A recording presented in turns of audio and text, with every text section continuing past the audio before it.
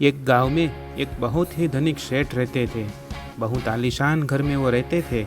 उसके पास बहुत ही धन था जो उसने एक बड़ी सी तिजोरी में छुपा के रखा था।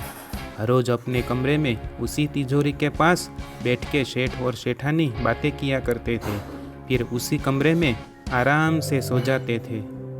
चोरों की एक टुकड़ी ने सेठ के इस खजाने की बात सुनी।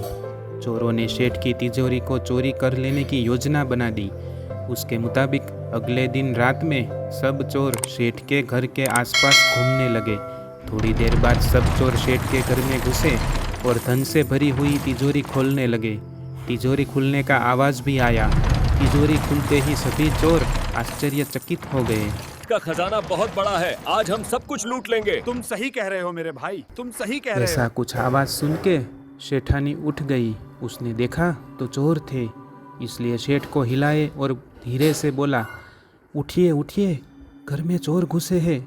हमारी तिजोरी जिसमें सोना और जवेरात है वो तिजोरी तोड़ी है। सेठ थोड़े हिले और नींद में ही बोले, हाँ मैं जग रहा हूँ, मगर सेठ उठे ही नहीं। सेठानी ने फिर से सेठ को उठाने का प्रयास किया और बोल रही हूँ, उठिए उठिए, चोरों ने तिजोरी में से सोना और पैसा उठाया है और उसको थैले में डाल के ले जा रहे हैं।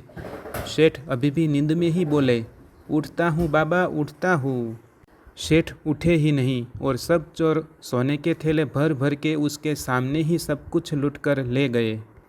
अंत में सेठानी ने जोर से बूम लगाई और बोली, चोरों ने सब कुछ लूट लिया है और अभी वो घर से बाहर जा रहे हैं, अब तो उठिए। सेठ अब उठे, अपनी आंखें खोली।